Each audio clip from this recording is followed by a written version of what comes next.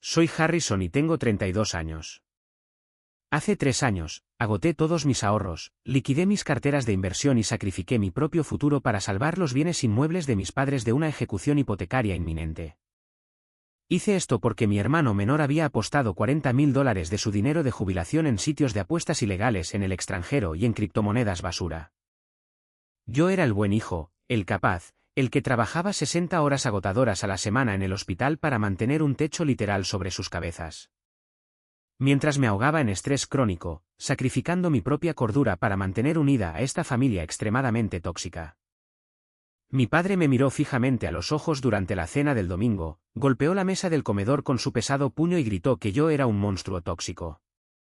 Me dijo que dejara de intentar arreglar a mi hermano. Me dijo que lo dejara en paz y que lo aceptara tal como era. Me humilló, menospreció mi salario e invalidó por completo mi existencia frente a la misma familia a la que yo mantenía financieramente con vida. Pero había algo enorme que ellos no sabían en ese preciso momento. No sabían que, en el instante en que esas palabras viciosas salieron de su boca, un interruptor permanente se encendió dentro de mi cerebro. No sabían que yo tenía el poder de desmantelar legal y financieramente toda su cómoda realidad subsidiada en cuestión de días. Y ahora, están sentados en un apartamento pequeño, helado y de bajos ingresos, rogando por mi ayuda, dándose cuenta por fin de que el villano que crearon en sus mentes era en realidad lo único que los mantenía fuera de las calles. Antes de contarles exactamente cómo dejé que su hijo de oro los llevara a la bancarrota y destruyera sus vidas, por favor, denle a me gusta a este vídeo si creen que compartir ADN no le da a nadie el derecho de abusar financieramente de ustedes. Y déjenme saber desde dónde me están viendo en los comentarios de abajo. Siempre me asombra ver lo lejos que viajan estas historias y cuántos de nosotros compartimos estas pesadillas familiares ocultas. Ahora, volvamos a la miserable noche lluviosa cuando la ilusión finalmente se hizo añicos. Era un martes por la tarde en un suburbio de Seattle. Era el tipo de tarde miserable y escalofriante en la que la lluvia no caía realmente en gotas, sino que flotaba en el aire como una niebla pesada, empapando la ropa y convirtiendo el mundo entero en una borrosa pintura de acuarela gris. Estaba sentado en el asiento del conductor de mi sedán de lujo, en el camino de entrada de la casa de mi infancia. El motor estaba apagado. Los únicos sonidos en el mundo eran el tic-tac del metal enfriándose del bloque del motor y el chirrido rítmico y sordo de los limpiaparabrisas, que estaban congelados a medio limpiar el cristal. Me senté allí, agarrando el volante de cuero hasta que mis nudillos se pusieron blancos, solo mirando la casa. Desde la calle, parecía el sueño americano perfecto, una bonita casa colonial de 2 pisos con un césped bien cuidado y una capa de pintura fresca. Pero yo conocía la horrible verdad que se escondía en el mortero de esos ladrillos. Sabía que esa casa era un agujero negro financiero que, lentamente, me estaba absorbiendo la vida. Mi teléfono inteligente vibró violentamente contra la consola central. Ni siquiera necesité mirar la pantalla brillante para saber quién era. Era mi madre, Marta. El mensaje de texto no decía hola, no preguntaba cómo había ido mi agotador turno de 10 horas, ni reconocía que pasaba mis días trabajando como farmacéutico clínico, gestionando protocolos de medicación de vida o muerte altamente complejos para pacientes críticamente enfermos, ganando un salario enorme solo para entregar mi cheque de pago a personas que me despreciaban. El texto simplemente decía, recoge la pizza al entrar. Félix tiene hambre. Pepperoni y queso extra. No olvides la salsa de ajo esta vez. Un segundo zumbido siguió inmediatamente, vibrando contra el portavasos de plástico. Este era de mi hermano de 28 años, Félix. El texto decía, el internet se está retrasando de nuevo. ¿Actualizaste el plan de fibra óptica como prometiste? Estoy intentando transmitir mi juego aquí y mis espectadores se están quejando. ¿Arréglalo? Me quedé mirando la pantalla brillante hasta que la luz de fondo se apagó y se desvaneció en la oscuridad total. Cerré los ojos y respiré hondo y tembloroso, intentando desesperadamente reunir la pura energía física y mental necesaria para cruzar esa puerta principal. Siempre me refería a este momento como la transición. Era ese momento agonizante y desgarrador en el que tenía que despojarme de la respetada piel del Dr. Harrison, el profesional que gestiona un equipo médico y salva vidas, y ponerme la patética piel de Harrison, el hijo, el cajero automático invisible, la criada viviente, el pacificador, el saco de boxeo. Si entrabas a mi hospital cualquier día, mis colegas te dirían que soy seguro de mí mismo, increíblemente astuto y que tengo un control total de mi entorno. Mi director de departamento, el Dr. Eris, me había llamado a su oficina esa misma tarde para recomendarme para un ascenso importante que impulsaría significativamente mi trayectoria profesional. Yo era respetado, era valorado. Pero en el mismo instante en que mis neumáticos tocaron este camino de concreto agrietado, mi valor se redujo a absolutamente nada. Miré hacia la casa a través de la ventana mojada por la lluvia. Las luces brillaban cálidamente en las ventanas de la sala. Esas luces solo estaban encendidas porque exactamente $85.50 se habían retirado automáticamente de mi cuenta corriente personal el día anterior. El agua caliente en la que se bañaban, la calefacción central que mantenía sus pies calientes, la comida premium en la despensa, los impuestos a la propiedad, el seguro de la vivienda. Todo era yo. Yo financiaba toda su existencia. Estiré la mano y agarré la grasienta caja de pizza del asiento del pasajero. Sí, me había detenido y la había comprado porque después de 10 horas de calcular dosis renales para pacientes de la UCI, obedecer un mensaje de texto era simplemente más fácil que discutir con una pared de exigencias. Abrí la puerta del coche, salí a la lluvia helada y caminé por el sendero de piedra hasta el porche delantero. Cada paso se sentía como si estuviera caminando a través de cemento húmedo hasta la cintura. No lo sabía todavía, pero este era el último martes en el que entraría a esta casa como una víctima voluntaria. La tormenta ya se estaba gestando violentamente debajo de mi piel, y el dique estaba a punto de romperse. Empujé la pesada puerta de madera y el asalto sensorial me golpeó al instante. Era una mezcla sofocante de aceite frito rancio, ambientador de vainilla barato que intentaba enmascarar el olor a ropa sin lavar, y el distintivo olor agrio de una casa donde nadie se molesta en abrir una ventana para que entre aire fresco. El televisor de pantalla plana masivo en la sala de estar estaba a todo volumen con un programa de concursos sin sentido, tan alto que literalmente podía sentir el bajo vibrando en mis dientes. Mi padre, Winston, estaba profundamente arraigado en su sillón reclinable de cuero gastado. Ni siquiera se molestó en levantar la vista de la pantalla brillante. Solo gruñó, con voz ronca de molestia, diciendo que yo llegaba tarde y que mi madre estaba preocupada de que la comida se enfriara. Me quedé allí, con mis uniformes húmedos, sosteniendo la caja de pizza. Le dije que el tráfico estaba completamente atascado en la interestatal debido a una colisión masiva. Le dije que había estado en el hospital desde las 6 de la mañana. Finalmente, tomó un sorbo lento de su cerveza barata, mantuvo los ojos pegados al televisor y murmuró que yo siempre tenía una excusa para todo. Tragué el pesado nudo de rabia absoluta que se formaba en mi garganta y pasé junto a él hacia la cocina. Mi madre estaba de pie junto al mostrador. No estaba cocinando ni limpiando, simplemente estaba empujando una pequeña pila de migas de pan de un lado al otro de la isla de granito con una toalla de papel seca. Cuando vio la caja de pizza en mis manos, su rostro se iluminó, pero no era una mirada de afecto por su hijo mayor, que acababa de trabajar todo el día. Era una mirada de puro alivio porque una tarea había sido completada para ella. Me arrebató la caja de cartón de las manos sin una sola palabra de agradecimiento.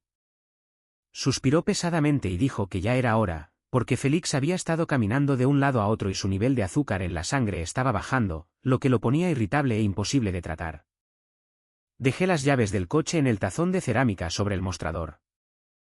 La miré a su rostro cansado, meticulosamente cuidado, y le recordé que Félix era un hombre adulto de 28 años, perfectamente capaz de subir las escaleras y prepararse un sándwich de pavo. Su expresión se endureció al instante. El acto de madre suave y preocupada desapareció, reemplazado por una mirada feroz y defensiva. Me señaló con un dedo manicurado y me advirtió que no empezara con mis sermones.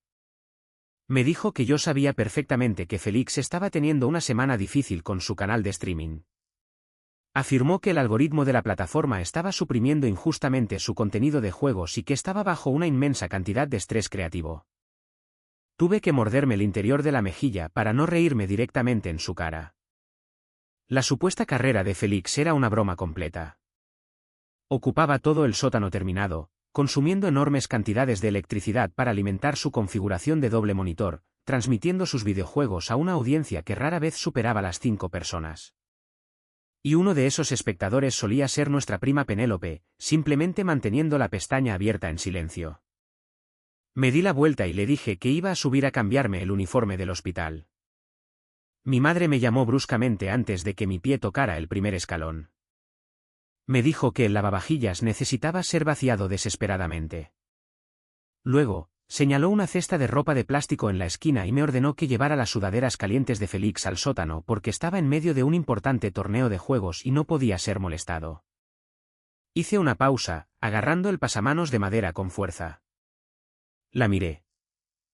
Llevaba su agotamiento como una insignia de honor, una prueba retorcida de cuánto amaba a su sensible hijo menor. Le dije en voz baja y tranquila que acababa de trabajar un turno de 10 horas manteniendo a la gente con vida. Su voz inmediatamente cayó en ese tono empalagoso y manipulador que siempre usaba cuando necesitaba que le pagara algo. Dijo que apreciaba mi arduo trabajo, pero que éramos una familia. Dijo que las familias se apoyaban mutuamente. Me dijo que solo me tomaría 2 minutos llevar la cesta por las escaleras. No discutí. El agotamiento en mis huesos era demasiado pesado. Levanté la cesta de los pantalones de chándal extra grandes y las sudaderas caras de mi hermano. Bajé las escaleras del sótano.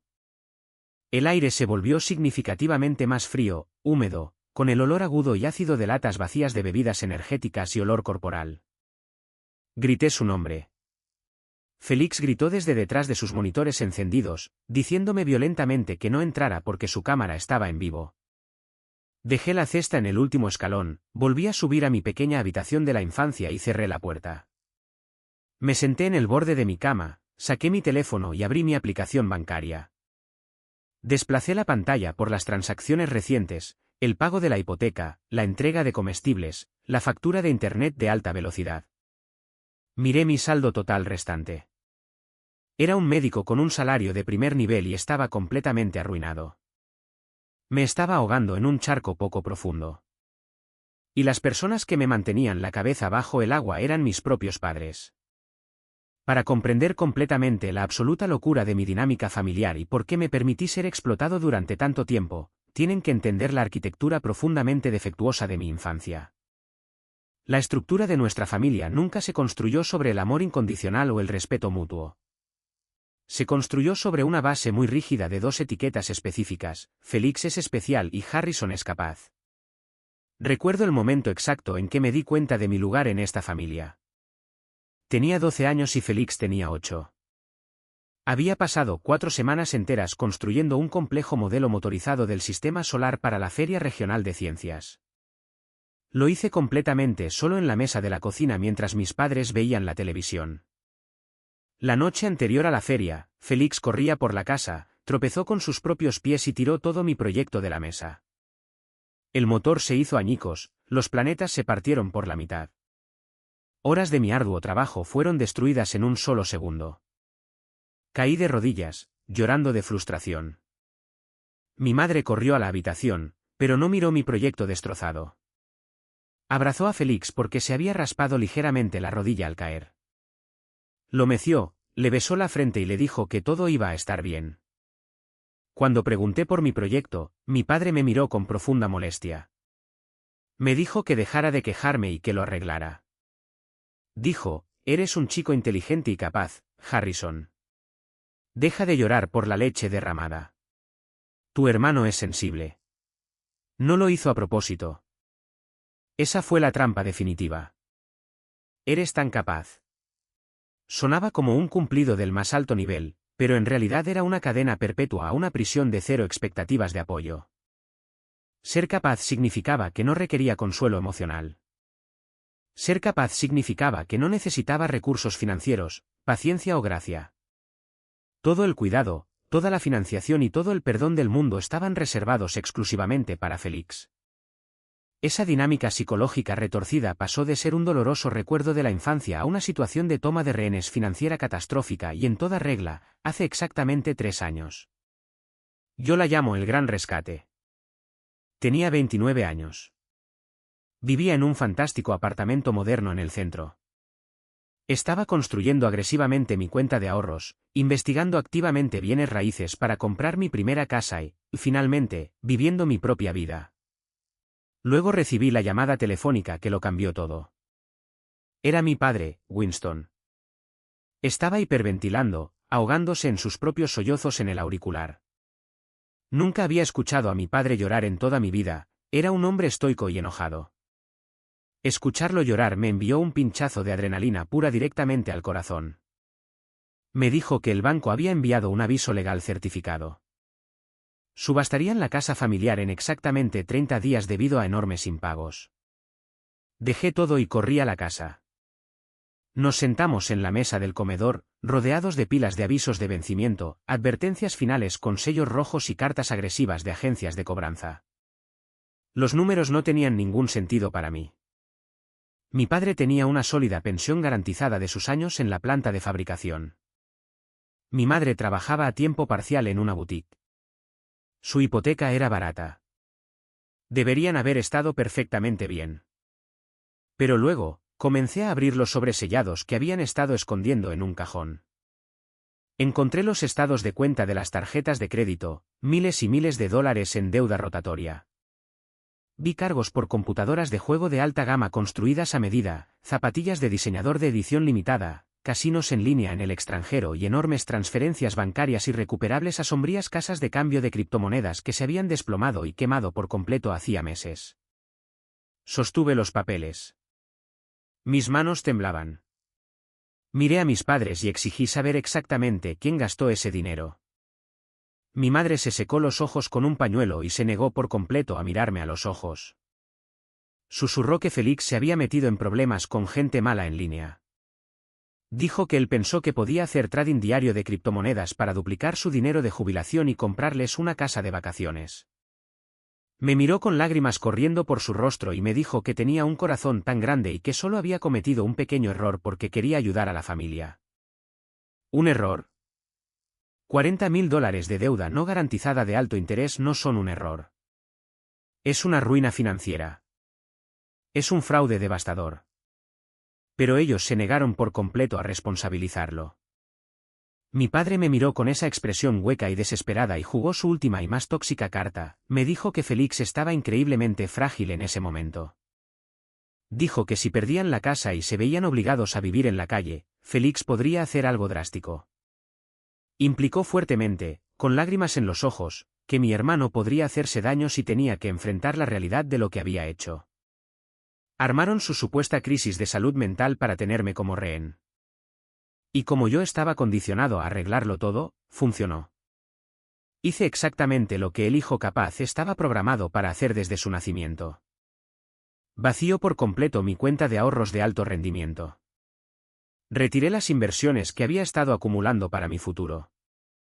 Pagué los enormes atrasos para detener la subasta de ejecución hipotecaria.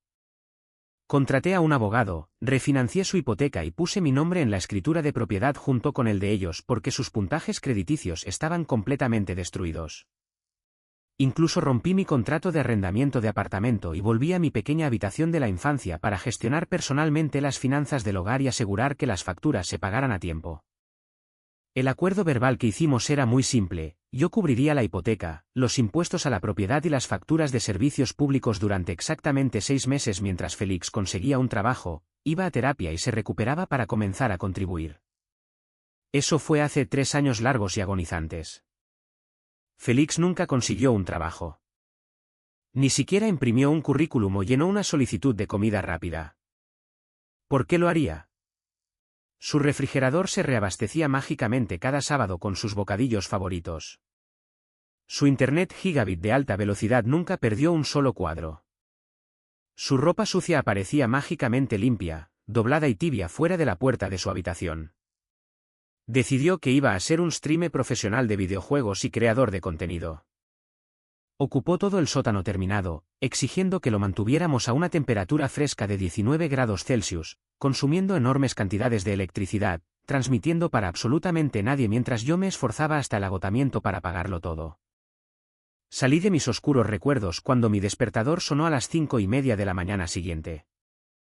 Era miércoles, el día en que el mundo finalmente se inclinó sobre su eje. Me duché, me puse un uniforme limpio y agarré mi taza de café de viaje. Salí al camino de entrada, llaves en mano, preparándome mentalmente para el brutal tráfico matutino. Pero me detuve en seco en el momento en que bajé del porche. Mi coche, mi hermoso y meticulosamente mantenido sedán de lujo que había trabajado increíblemente duro para comprar como un regalo para mí mismo después de la escuela de farmacia, estaba estacionado en un ángulo extraño y torcido en el camino de entrada. Me acerqué, con el corazón latiéndome contra las costillas. El parachoques trasero estaba completamente destruido. Colgaba del marco de metal por un solo clip de plástico. El lado izquierdo estaba profundamente raspado y arañado, y la cara luz trasera LED estaba rota, dejando miles de fragmentos de plástico rojo, como diamantes, esparcidos por el asfalto mojado. Pero no era solo el daño físico lo que me heló la sangre.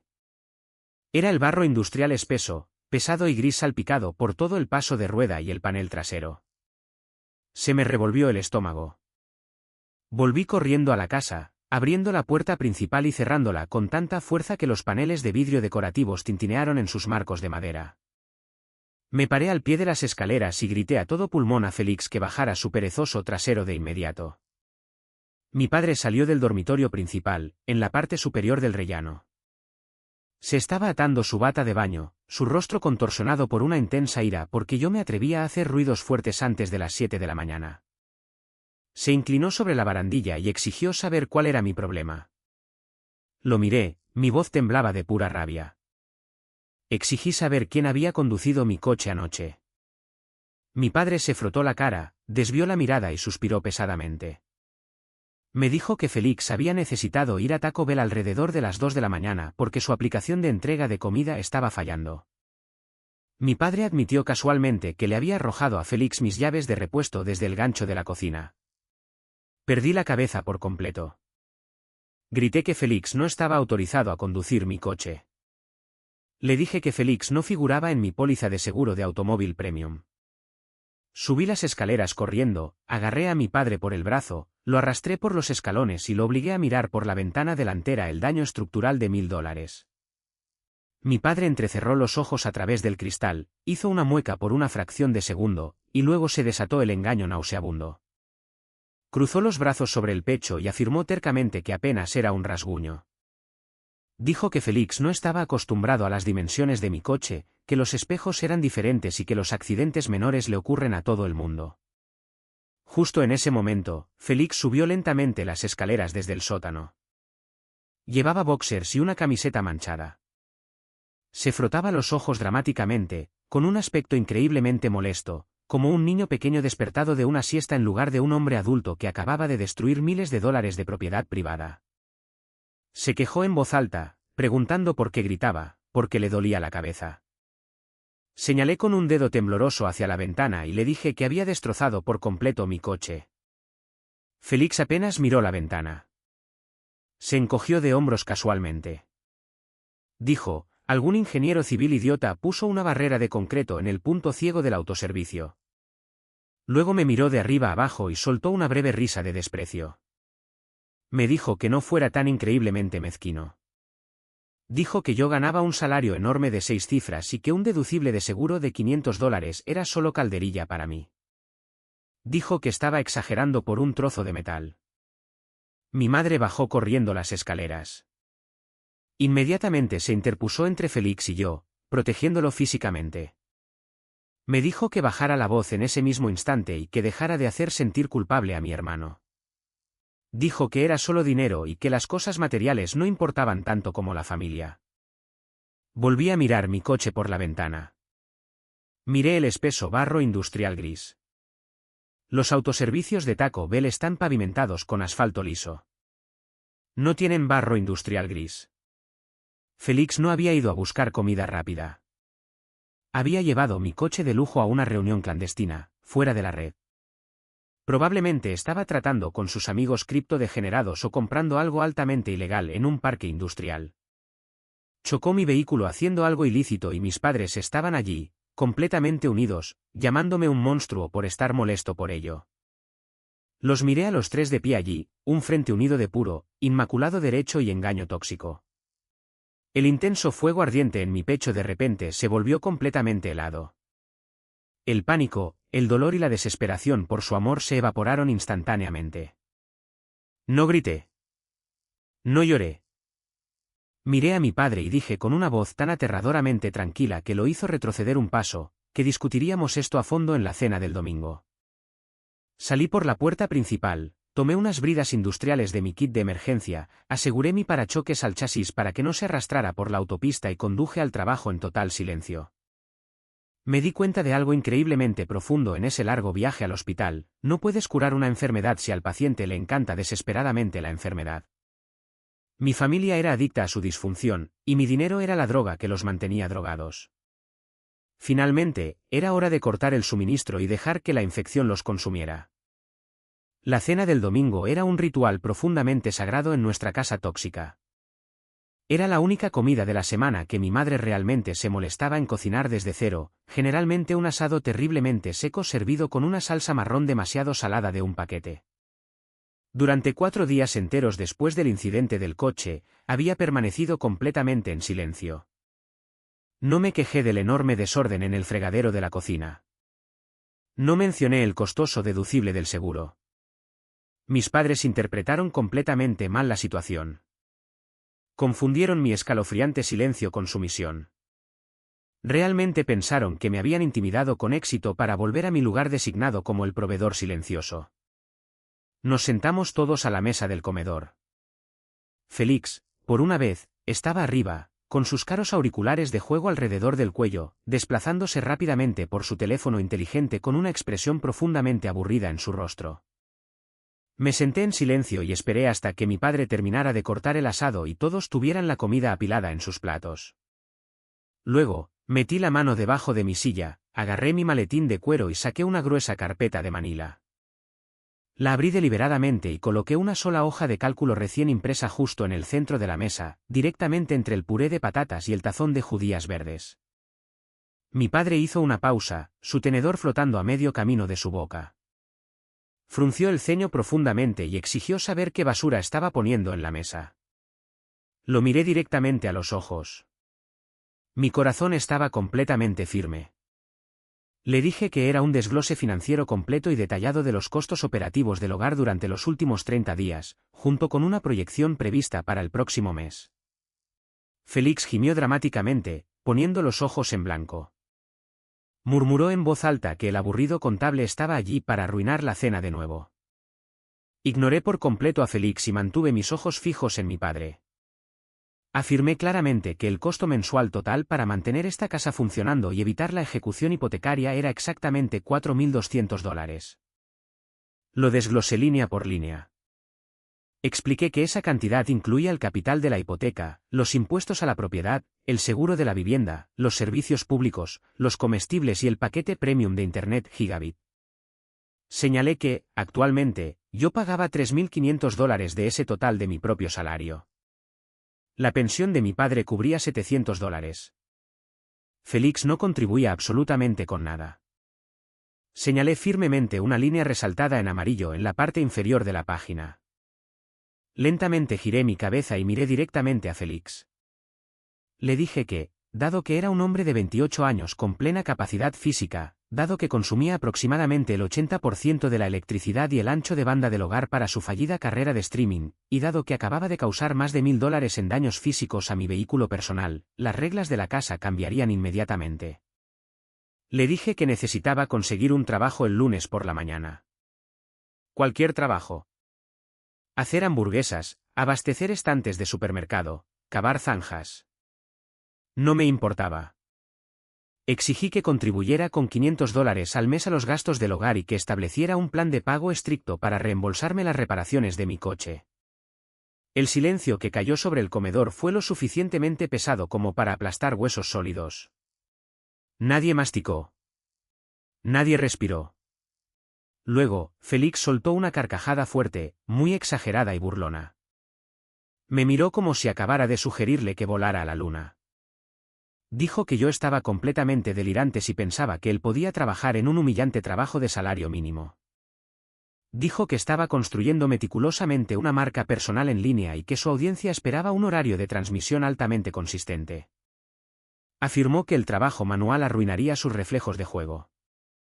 Le recordé con calma que su audiencia actual consistía en exactamente 5 personas y que esas 5 personas no pagaban la enorme factura de electricidad que mantenía sus monitores encendidos. Félix entró en pánico de inmediato. La suficiencia desapareció. Miró frenéticamente a mi madre, adoptando al instante su rutina practicada de cachorro herido. Se quejó en voz alta de que yo estaba tratando de destruir maliciosamente su carrera creativa porque estaba celoso de su libertad. El rostro de mi madre se arrugó con intensa simpatía por su hijo mayor. Se volvió hacia mí, su voz goteaba extrema decepción y juicio. Me suplicó que no causara problemas en la mesa. Dijo que $500 era una cantidad enorme de dinero para exigir a alguien que recién comenzaba su camino, y que yo estaba siendo agresivamente cruel e insolidario. Le contesté, con la voz ligeramente elevada, que $500 apenas eran el 10% del costo real del hogar, y que él tenía casi 30 años. Ese fue el momento exacto en que mi padre explotó por completo. Golpeó la mesa de madera con sus dos pesados puños tan fuerte que los platos de porcelana tintinearon y el vino tinto se derramó violentamente por los bordes de los vasos de cristal, manchando el mantel. Su rostro se puso de un peligroso color morado. Se levantó, inclinando todo su peso sobre la mesa, con la saliva volando físicamente de sus labios mientras me gritaba. Gritó que estaba harto y completamente cansado de que yo me creyera superior con mi dinero y mi título de médico como un tirano. Me dijo que solo porque yo tuviera un salario enorme y un título de trabajo elegante, eso no me daba derecho a dictar cómo funcionaba su familia bajo su techo. Me señaló con un dedo tembloroso y furioso directamente a la cara y rugió que Félix era un artista que intentaba encontrar su camino en un mundo difícil y que no todo el mundo era un robot frío, calculador y sin corazón como yo. Me levanté lentamente para enfrentar su postura agresiva. No me eché atrás. Le grité que me importaba el respeto humano básico. Me importaba que me estuviera matando lentamente, rodeado de enfermedades y muerte todo el día en el hospital, solo para que un hombre adulto pudiera jugar videojuegos en el sótano y destrozar mi coche de lujo sin ninguna consecuencia o disculpa. Mi padre perdió la cabeza por completo. Gritó las palabras exactas que resonarán en mi mente por el resto de mi vida. Rugió, deja de intentar arreglarlo. Deja de intentar arreglar a tu hermano. Él es exactamente quien es. Si no puedes aceptarlo, si no puedes aceptar la forma en que funciona esta familia, entonces el problema eres tú. Tú eres el monstruo tóxico en esta casa. Las palabras viciosas flotaron pesadamente en el aire viciado del comedor. Tú eres el monstruo tóxico. Miré a Félix. Literalmente se estaba escondiendo detrás de mi padre, con una sonrisa de suficiencia y gran victoria en los labios porque papá lo había protegido de nuevo. Miré a mi madre. Estaba mirando fijamente su plato, asintiendo en silencio de acuerdo con el abuso verbal de mi padre. Algo muy dentro de mi pecho finalmente se rompió para siempre. No fue una explosión violenta y ardiente, fue increíblemente silenciosa. Sonó como una pesada cadena de acero siendo cortada por un cizallapernos, la inmensa tensión de décadas liberándose de una sola vez. Sentí una extraña y abrumadora sensación de calma absoluta invadir todo mi sistema nervioso. Era la profunda claridad de entregar un diagnóstico médico fatal. Había pasado años tratando desesperadamente de resucitar a un paciente que estaba tratando activamente de asesinarme. Lentamente estiré la mano, agarré la hoja de cálculo y cerré la carpeta de Manila. La recogí y la mantuve pegada a mi pecho. Miré a mi padre, el hombre por el que me había arruinado para salvar, y hablé con una voz tan suave y desprovista de emoción que lo hizo retroceder físicamente. Dije, ¿sabes qué, papá? Tienes toda la razón. Mi padre parpadeó rápidamente, completamente sorprendido por el repentino y escalofriante cambio en mi comportamiento. Su ira vaciló por un segundo. Lo repetí, pronunciando cada sílaba. Tienes razón. He estado tratando de obligar a Félix a ser un adulto responsable. He estado tratando de hacer que esta familia funcione correctamente. Eso fue algo tóxico y controlador de mi parte. Lo acepto. Acepto exactamente quién es. Y acepto plenamente tu juicio sobre mí. Me agaché, recogí mi plato de rosbif y patatas sin tocar, caminé hacia el cubo de basura de la cocina y vacié toda la comida en la basura.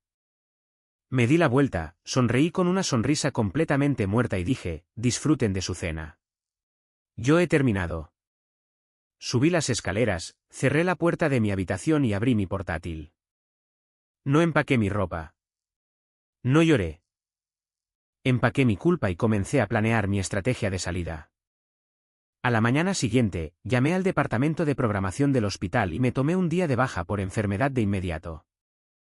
Tenía cientos de horas de tiempo libre pagado acumuladas porque literalmente nunca me tomaba vacaciones. Mientras Félix roncaba ruidosamente en el sótano y mis padres conducían a su clase de aeróbicos acuáticos en el centro de mayores, hice una llamada telefónica muy específica a un cerrajero comercial llamado Greg. Greg llegó a mi casa a las 10 de la mañana. Era un hombre fornido con un cinturón de herramientas. Le echó un vistazo a mi endeble puerta interior de dormitorio estándar y luego miró la cerradura de cerrojo digital de grado comercial resistente que le entregué, levantando una ceja escéptica. Me preguntó si estaba absolutamente seguro de que quería esto instalado en una puerta interior de dormitorio, señalando que era el tipo de herrajes que generalmente se reservan para salas de servidores corporativas y oficinas bancarias. Le entregué un billete nuevo de $100 como propina y le dije que tenía bienes personales de alto valor que asegurar de ladrones. Greg asintió en silencio, encendió su taladro eléctrico y se puso a trabajar. El sonido de ese taladro mordiendo violentamente el marco de madera de la puerta fue la música más dulce que había escuchado en años. 30 minutos después, mi habitación era una fortaleza impenetrable. Programé un código complejo de 6 dígitos, la fecha exacta en que hice mi último pago de préstamo estudiantil, el único día de mi vida en que me sentí verdaderamente libre. Una vez que Greg se fue, ejecuté la fase 2, cumplimiento malicioso extremo. Traté la casa de mi infancia como un entorno hostil y enemigo. Bajé a la cocina y desenchufé la costosa máquina de espresso importada que me había comprado a mí mismo. Tomé todas las cápsulas de café premium. Fui al armario de servicios públicos del pasillo y tomé la aspiradora inalámbrica Dyson de $800 que había comprado. Entré en todos los baños compartidos y los despojé del champú de salón de alta gama, las lujosas toallas de algodón egipcio y los enormes paquetes a granel de papel higiénico premium que siempre proporcionaba. Trasladé cada artículo de lujo que había comprado con mi propio dinero a mi habitación y cerré la pesada puerta detrás de mí. Luego me senté en mi pequeño escritorio de madera y abrí los portales de mis tarjetas de crédito en mi portátil. Los gastos familiares estaban a punto de someterse a una cirugía de emergencia sin anestesia. Inicié sesión sistemáticamente en el portal de la compañía eléctrica, la compañía municipal de agua, el proveedor de gas y el servicio de recolección de basura. Las cuentas estaban técnicamente registradas a nombre de mi padre desde hacía décadas. Pero mi tarjeta de crédito premium era el método de pago automático predeterminado que mantenía las luces encendidas. Clic a clic, cuenta por cuenta, eliminé permanentemente la información de mi tarjeta de cada portal. No cancelé los servicios, eso sería ilegal ya que mis padres vivían allí. Simplemente retiré mi financiación y dejé que el ciclo de facturación recayera en mi padre. Luego vinieron las suscripciones de entretenimiento. Netflix Premium, Hulu Live TV, Spotify Family Plan, Amazon Prime. Cancelar. Cancelar. Cancelar. Cancelar. Hice clic en el botón para cerrar sesión en todos los dispositivos conectados en la casa e inmediatamente cambié las contraseñas maestras. Luego, abordé el alma de la patética existencia de Félix, el Internet. Teníamos un paquete masivo de fibra óptica gigabit de grado comercial que me costaba $150 al mes. Llamé al proveedor. Hablé con un representante de servicio al cliente y solicité una degradación inmediata y permanente al nivel más bajo y lento disponible en su red, el plan básico esencial de $29. El representante me advirtió enérgicamente que la velocidad apenas soportaría un dispositivo revisando el correo electrónico basado en texto y que transmitir vídeo de alta definición sería completamente imposible. Sonreí cálidamente a la pared de mi habitación y le dije al representante que estaba perfectamente bien y que ejecutara el cambio de inmediato. Finalmente, abrí mi portal bancario principal. Navegué hasta la sección de transferencias recurrentes. Cada mes, el primer día del mes, transfería automáticamente mi enorme parte del pago de la hipoteca directamente a la cuenta corriente de mi padre para que él pudiera escribir el cheque al banco. Hice clic en cancelar transferencia recurrente.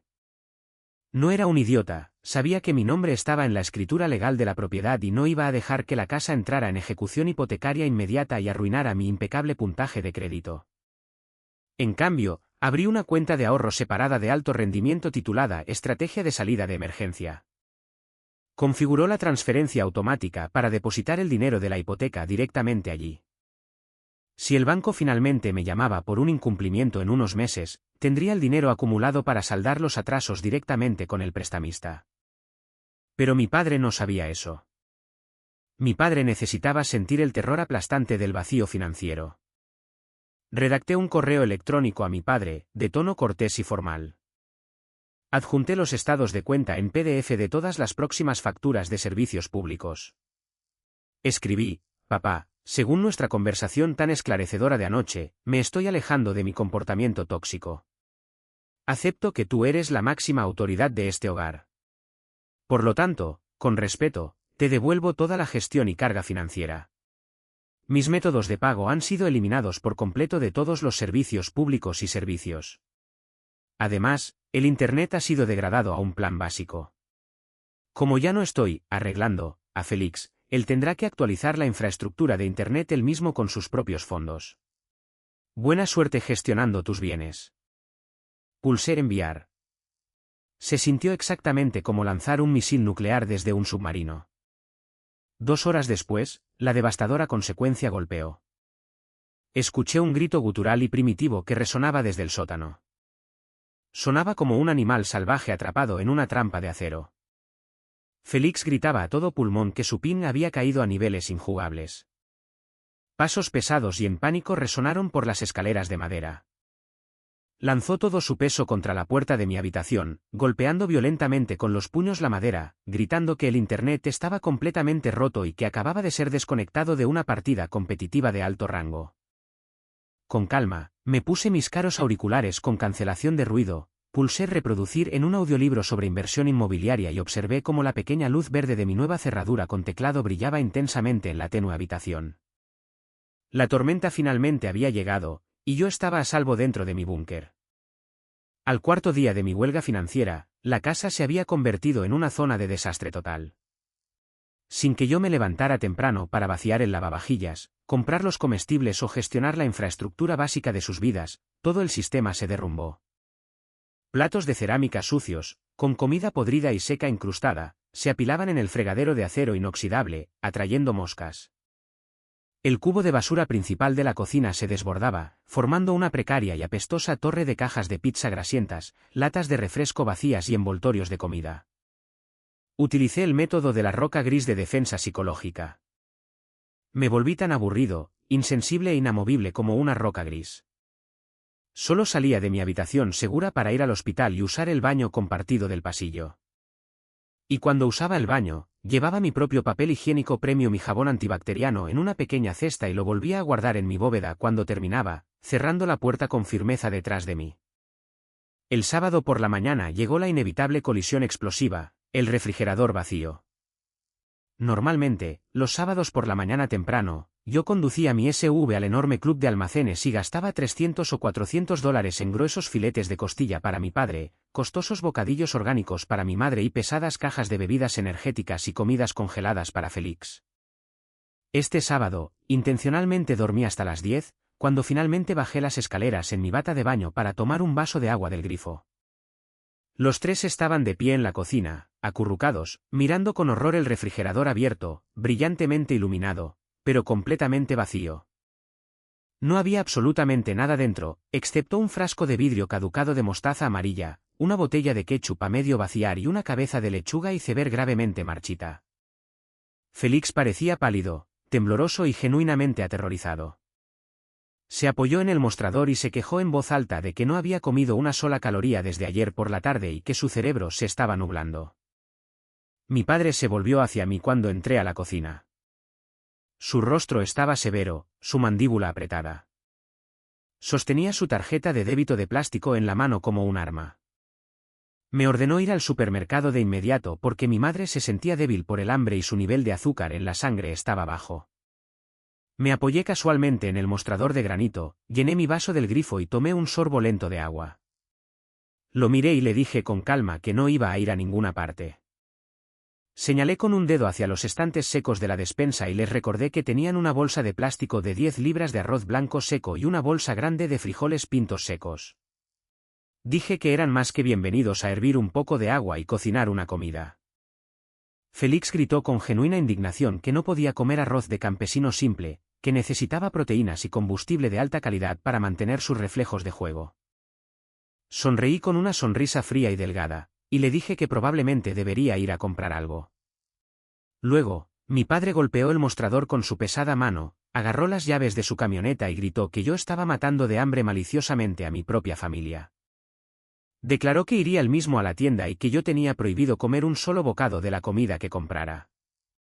Salió por la puerta principal, cerrándola de golpe detrás de él. Exactamente 45 minutos después, la puerta principal se abrió lentamente. Mi padre entró, pero sus manos estaban completamente vacías. No llevaba ninguna bolsa de compras. Su rostro estaba completamente pálido, parecía un fantasma. Sus manos temblaban visiblemente.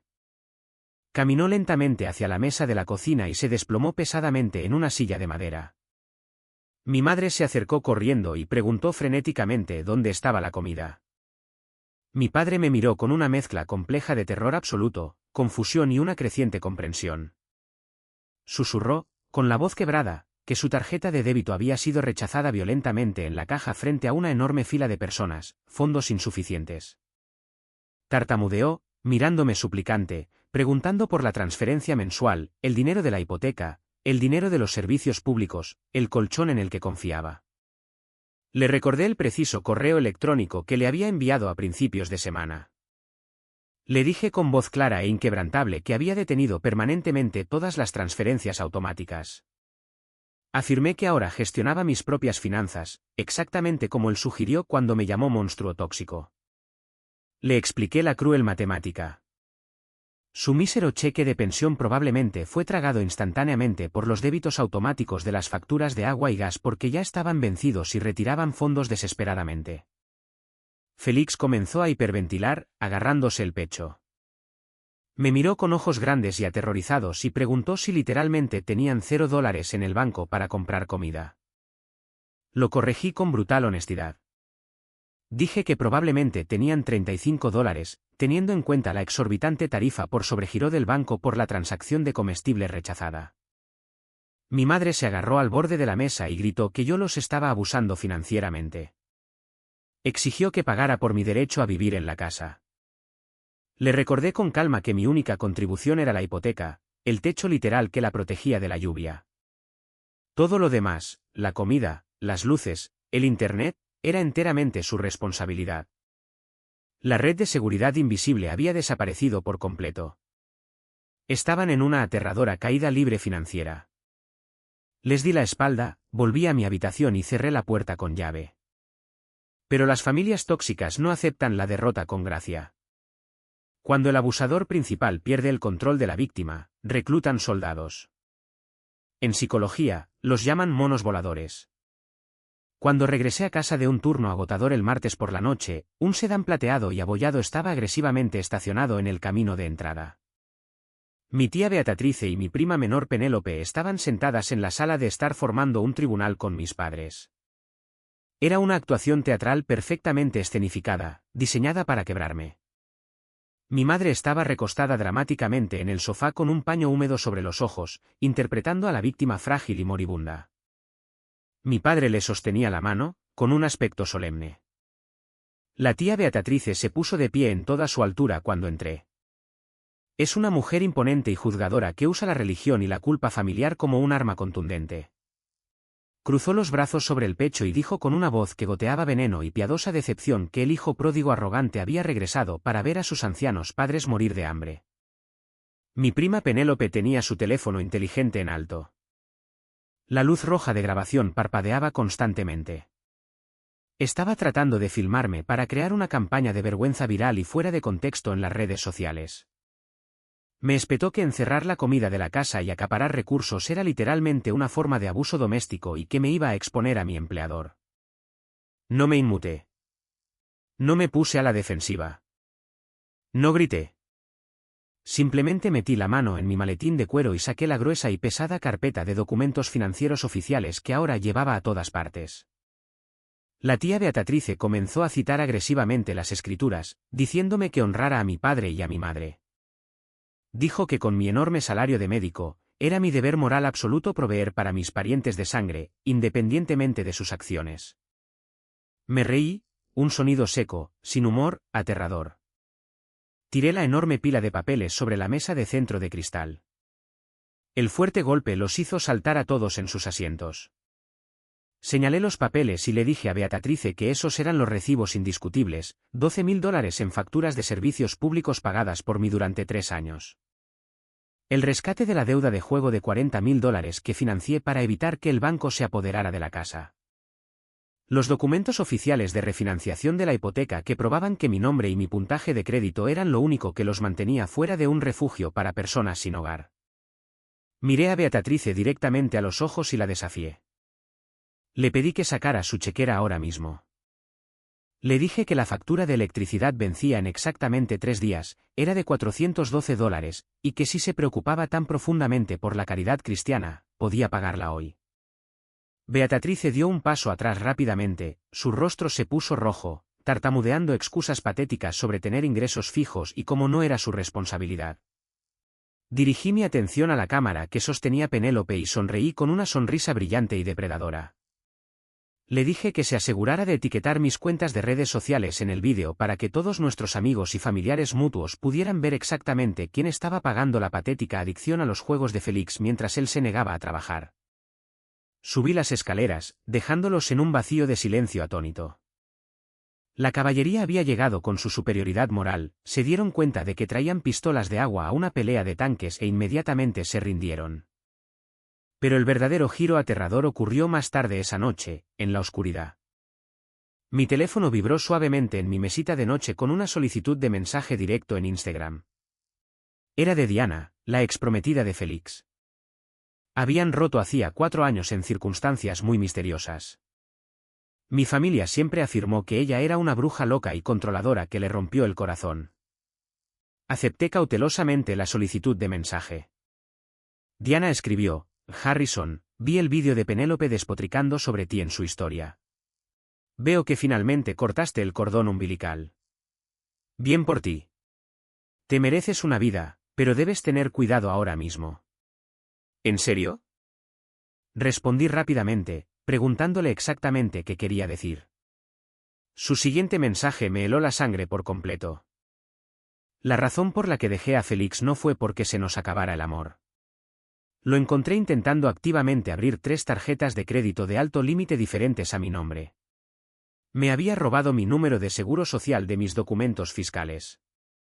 Cuando el dinero gratis se acaba, Félix no tiene un fondo moral. Es un estafador. Hará cualquier cosa para sobrevivir sin trabajar. Revisa tu crédito inmediatamente y revisa el crédito de tus padres. Ha estado publicando en foros de criptomonedas sospechosos sobre el apalancamiento de activos familiares para obtener una afluencia masiva de efectivo. Dejé caer mi teléfono sobre las sábanas. Me sentí físicamente enfermo, una línea de crédito con garantía hipotecaria, ELCO. Si mis desesperados padres sacaban un préstamo depredador masivo contra el capital restante de la casa para financiar las ilusiones de Félix y luego inevitablemente incumplían los pagos, el banco ejecutaría la hipoteca. Y como mi nombre estaba legalmente vinculado a la escritura y a la hipoteca principal, yo sería considerado financieramente responsable. Destruirían mi impecable puntaje de crédito y me llevarían a la bancarrota junto con ellos. Mis manos temblaban violentamente mientras abría mi portátil. Inmediatamente usé mi tarjeta de crédito para pagar un servicio premium de protección de identidad con bloqueo. Revisé mis propios archivos. Mi crédito personal estaba bloqueado y completamente limpio, sin consultas no autorizadas. Luego hice algo desesperado y posiblemente ilegal, pero tenía que saberlo. Conocía la contraseña predeterminada de mi padre para todo, había sido la misma desde 2010. Inicié sesión en las principales agencias de crédito bajo su nombre y respondí a sus preguntas de seguridad. La pantalla cargó y ahí estaba, en blanco y negro, 2 consultas de crédito recientes. Consulta 1, Shark Fin Mortgage Solutions. Consulta 2, Quick Cash Lenders LLC. Estaban buscando activamente préstamos depredadores. El tipo de préstamos horribles con tasas de interés del 30% que se dirigen específicamente a personas desesperadas con crédito destruido, usando la casa como garantía. Félix estaba manipulando con éxito a mis padres para que apostaran el techo sobre sus cabezas por sus ilusiones. Miré la pantalla brillante, escuchando los sonidos amortiguados y frenéticos de ellos discutiendo abajo en la oscuridad. Me di cuenta con absoluta claridad de que ya no estaba tratando solo con la sensación de derecho y la pereza. Estaba tratando con depredadores financieros desesperados, y se estaban preparando para arrastrarme al infierno con ellos, encadenándome a un barco que se hundía. Necesitaba un abogado despiadado. Necesitaba quitar mi nombre de esa escritura a cualquier costo. Pero una batalla legal tomaría meses de audiencias judiciales, y yo no tenía meses. Necesitaba un milagro o una catástrofe masiva para forzar su mano y romper el estancamiento. No lo sabía aún, pero mientras estaba sentado en la oscuridad, planeando mi escape, Félix estaba a punto de entregarme la catástrofe exacta que necesitaba en bandeja de plata. Pensé que lo peor había pasado. Pensé que asegurar mis propias cuentas bancarias y cerrar con llave la puerta de mi habitación era suficiente para protegerme de mi propia sangre. Estaba increíblemente y peligrosamente equivocado. Pasé las siguientes 48 horas después de la escalofriante advertencia de Diana viviendo en un estado de hipervigilancia. Sabía que mis padres estaban tratando desesperadamente de asegurar una línea de crédito hipotecaria depredadora, usando la casa como garantía. Sabía que estaban perfectamente dispuestos a aprovechar mi nombre, mi impecable puntaje de crédito y mi futuro financiero para mantener cómodo a mi hermano. Pero saber su plan y detenerlo legalmente eran dos cosas completamente diferentes. Necesitaba un catalizador. Necesitaba que cruzaran una línea tan innegablemente criminal que pudiera cortar los hilos finales sin una agotadora batalla legal de meses por la escritura de la propiedad. No tuve que esperar mucho. El clímax de mi pesadilla llegó un jueves por la tarde, sin previo aviso. Había salido temprano del hospital porque el sistema de farmacia estaba en mantenimiento programado y el doctor Iris les dijo al personal senior que podíamos irnos a casa. No le envié un mensaje de texto a mi madre para decirle que regresaba. Simplemente conduje. Cuando entré en el vecindario, estacioné mi coche a 2 cuadras de distancia. Llámenlo instinto, llámenlo paranoia, pero algo en mis entrañas me dijo que no anunciara mi llegada. Caminé el resto del camino, manteniéndome al borde de la acera, y me deslicé silenciosamente por la puerta lateral hacia el patio trasero. Entré por la puerta del patio trasero.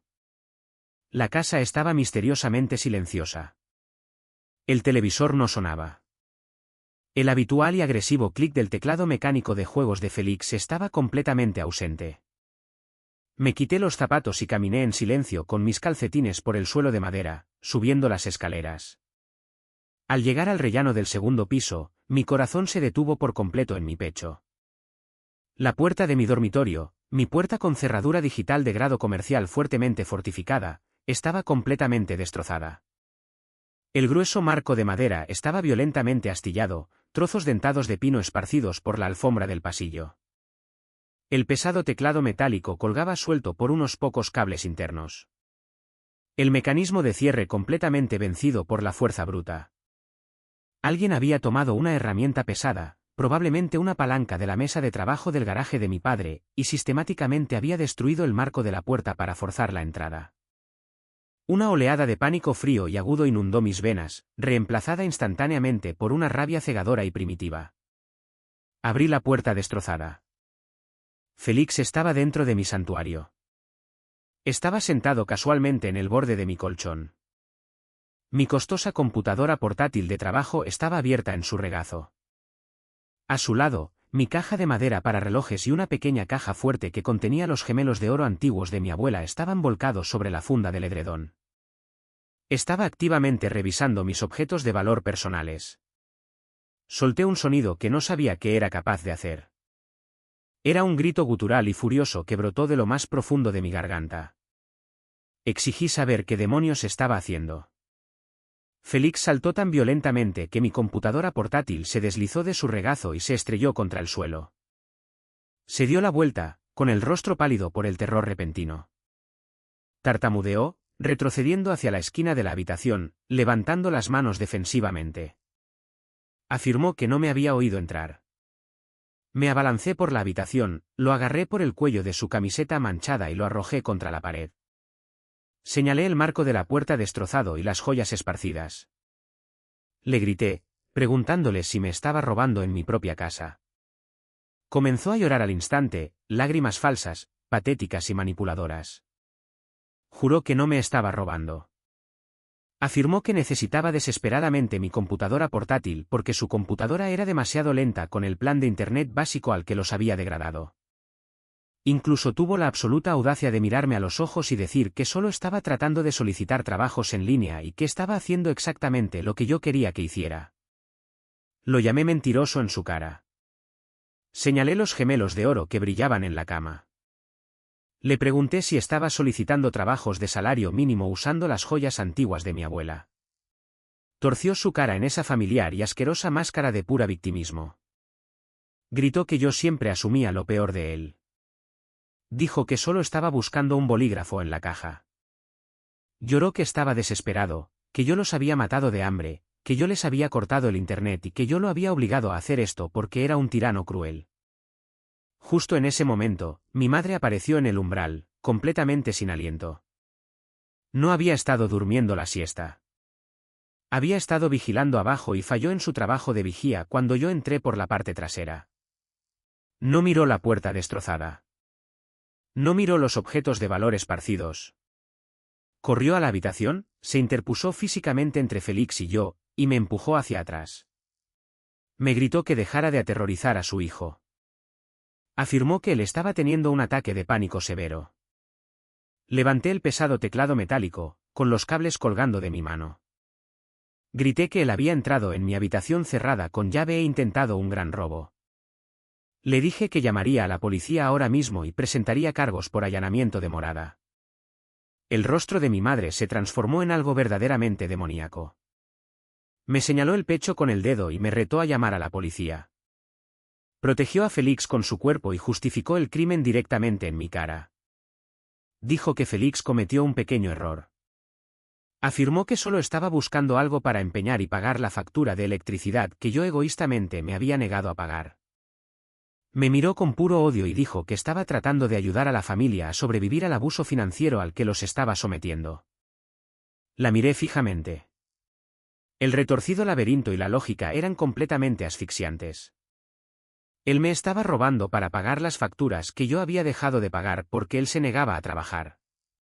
Y de alguna manera, yo era el villano por asegurar mis bienes. Era una serpiente que se comía la cola. Miré a mi madre y le dije la aterradora verdad.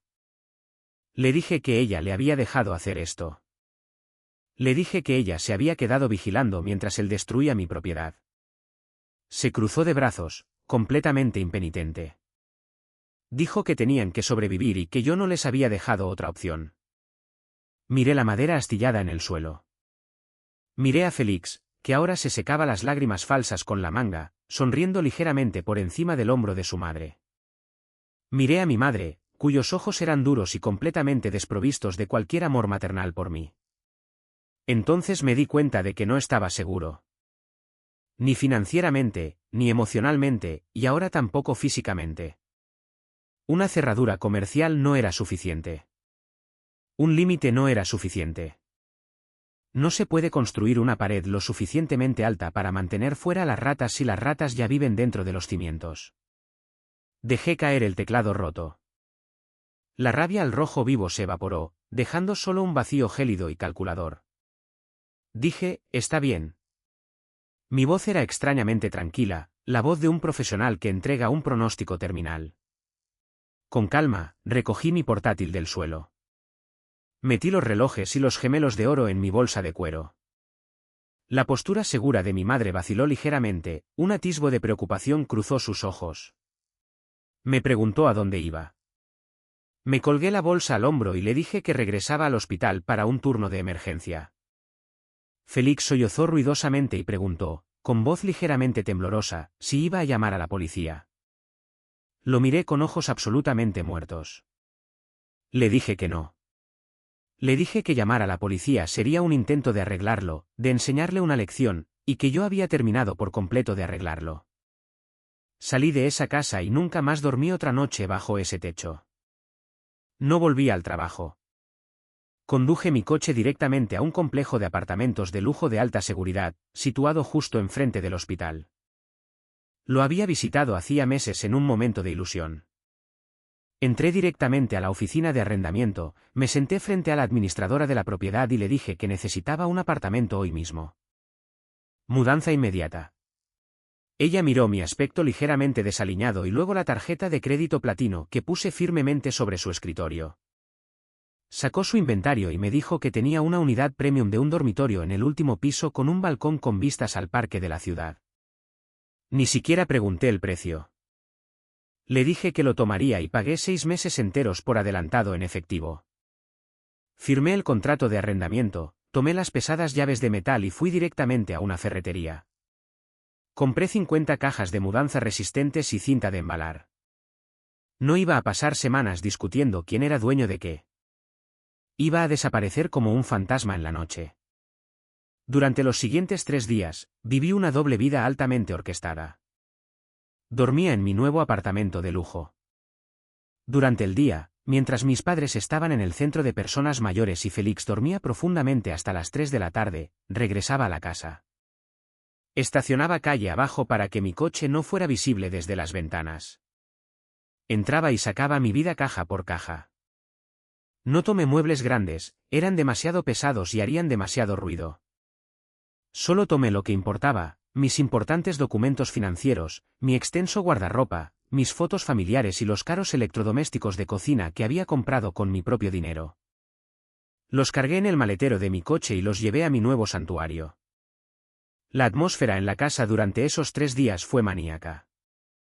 Mi padre había llegado a casa el viernes con una enorme cantidad de efectivo. Asumí correctamente que había conseguido con éxito uno de esos préstamos de día de pago depredadores con una tasa de interés astronómica. El refrigerador de repente estaba lleno de filetes premium de nuevo. Félix estaba eufórico por la repentina afluencia de efectivo, jactándose en voz alta de cómo lo invertiría en una nueva configuración de streaming para finalmente volverse viral. Yo permanecí completamente en silencio. No pregunté de dónde venía el dinero. No les advertí sobre la aplastante tasa de interés del 30% que los iba a destruir en cuestión de semanas. Simplemente seguí empacando mis cajas. El domingo por la noche, exactamente una semana después de la explosiva cena del ultimátum, me paré en el centro de mi habitación de la infancia completamente vacía. El armario estaba desnudo. Los cajones estaban vacíos. Lo único que quedaba era el pesado armazón de madera de la cama y el colchón, que abandoné con gusto. Me senté en el mostrador de la cocina de abajo por última vez.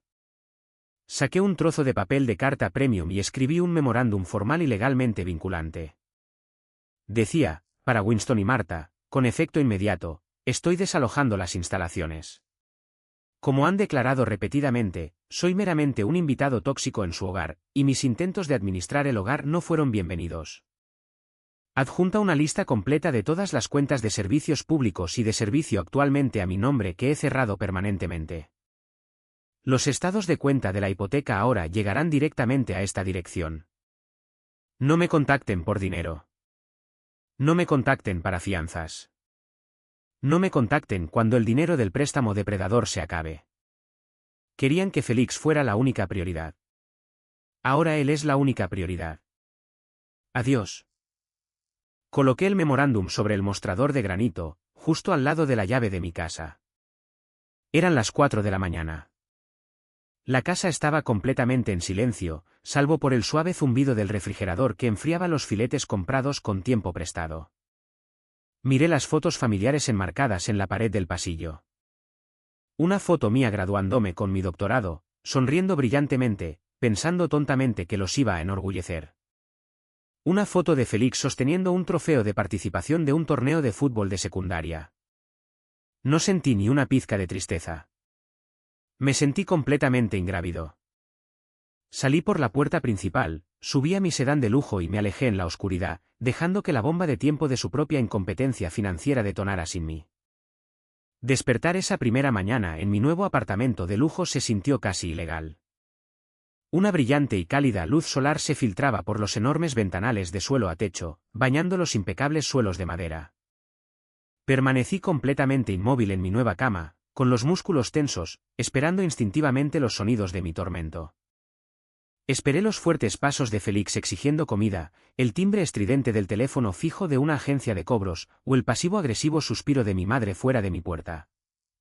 Silencio absoluto. El único sonido en el mundo era el suave y eficiente zumbido del aire acondicionado central y el lejano y relajante sonido del tráfico de la ciudad muy abajo. Entré a mi impecable cocina, preparé una taza de café premium y me paré en mi balcón privado, contemplando el horizonte. Sabía a victoria pura y sin adulterar. Luego, quité el modo avión de mi teléfono inteligente. El dispositivo vibró tan violentamente contra la encimera de granito que sonó como un avispón enojado. Las notificaciones cayeron en cascada por la pantalla en una rápida catarata de puro pánico. Mi madre había enviado un mensaje a las 6:30 preguntando si me había ido temprano a trabajar. Mi padre envió un mensaje a las 7 exigiendo saber si la llave sobre el mostrador era una broma de mal gusto. Félix envió un mensaje a las 7:20 diciéndome que dejara de jugar porque se habían quedado sin leche. A las 8, mi padre amenazaba con llamar a la policía para reportar a una persona desaparecida si no respondía a sus llamadas de inmediato. No entré en pánico. Me senté en mi lujoso sofá de cuero, sorbí mi café y escribí un mensaje singular y legalmente preciso al chat grupal familiar. Escribí: no estoy desaparecido. Me he mudado. Estoy completamente a salvo. No llamen a la policía o con gusto les entregaré las fotografías de los daños a la puerta de mi habitación y presentaré cargos formales por el intento de robo de mis objetos de valor. Me pondré en contacto estrictamente con respecto a la remoción legal de mi nombre de la escritura de propiedad a su debido tiempo. Hasta entonces, están solos. No los bloqueé. Necesitaba mantener un registro meticuloso de su espiral descendente para mi propia protección legal. Pero utilicé la función de silencio, silenciando el ruido digital de su colapso. El primer mes transcurrió en una gloriosa neblina de tranquila reconstrucción para mí y de rápida desintegración catastrófica para ellos. Sabía exactamente lo que estaba sucediendo, no porque respondiera alguna vez, sino porque sus frenéticos mensajes de voz contaban una historia de decadencia lineal e imparable. La primera semana estuvo marcada por la ira y las patéticas negociaciones. Mi padre dejó un ruidoso mensaje de voz ofreciéndome aceptar amablemente $500 al mes de alquiler si regresaba y le pedía disculpas a Félix por abandonarlo. Lo borré al instante. La segunda semana fue pura confusión y falla técnica. Mi madre dejó un mensaje de voz frenético y lloroso. El portal de la hipoteca requería un código de autenticación de 2 factores enviado a mi número de teléfono para iniciar sesión y realizar el pago. No podían acceder a la cuenta. Me rogó que llamara para que no les cobraran una multa por mora. Conocían la dirección física del banco. Podían enviar fácilmente un cheque de papel, pero no querían pagarlo. Querían que yo iniciara sesión para que viera el enorme saldo y lo pagara instintivamente por culpa. Lo ignoré. La tercera semana fue la fase de desesperación.